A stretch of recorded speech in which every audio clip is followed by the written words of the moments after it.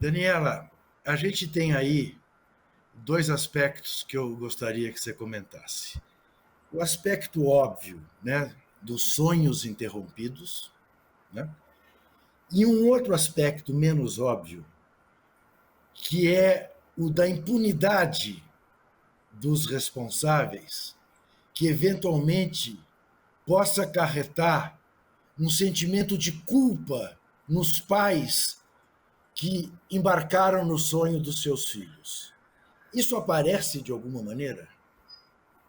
Então, primeiro vamos falar. Aparece sim, mas eu acho que menos. Eu tenho duas coisas aí que você tocou. Uma, a questão da impunidade. Ô Ju, que eu falo sempre que a falta de justiça para essas famílias dói tanto quanto a morte. Depois da morte, a maior dor dessas famílias é a falta da justiça. É muito impressionante o quanto essas famílias adoecem à espera de uma responsabilização que não acontece.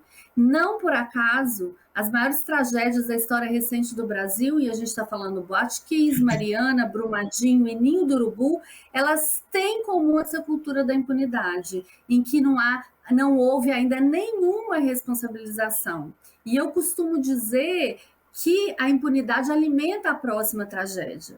Então, isso é muito, muito doloroso. Sobre a interrupção dos sonhos, é uma coisa tão brutal, porque quando a gente olha para esses meninos, eles representam a esperança. E ninguém está preparado para a morte da esperança, muito menos para enterrar o futuro.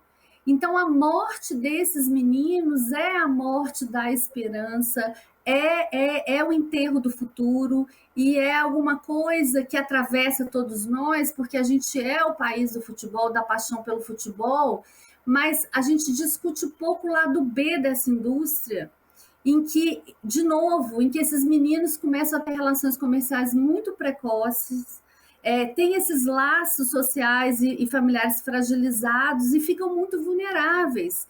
E aí eu me pergunto até que ponto os clubes têm a capacidade real de acolher esses meninos, essa infância e juventude, e cuidar e zelar pela saúde mental desses meninos, porque é muito duro você ouvir meninos, como eu ouvi de sobreviventes, dizendo para mim aos 19 anos que está velho demais, porque ele teve 2 lesões ao longo do caminho e ele não se tornou um jogador profissional. Então, assim, ele foi preparado o tempo todo para ser um jogador. Só que a gente precisa trabalhar esse menino. Eu penso que quem sou eu, né? Sou sapo de fora, mas eu penso que ele precisa ser visto como um sujeito integral. Porque se ele não for, a gente não pensa nessa possibilidade, a gente só pensa no ser. E se ele não for o jogador que ele sonha em ser? Porque o talento, dentro de tudo que eu pude perceber, é só o início da jornada. Não basta ter talento só. Se você se lesionar, acabou. Né? E aí tem isso, essa sobrecarga que esses meninos têm nesses centros de treinamento, de treinamento, de exercício físico, e às vezes com uma idade em que eles são incapazes de lidar com tantas lesões, com tantas coisas, enfim. Então é tanta coisa, eu acho que esse livro ele abre uma janela para a gente falar de tantas questões importantes, e que ficam ali num plano B ali, porque a gente tem toda essa questão do futebol e toda essa questão gigantesca que é essa indústria.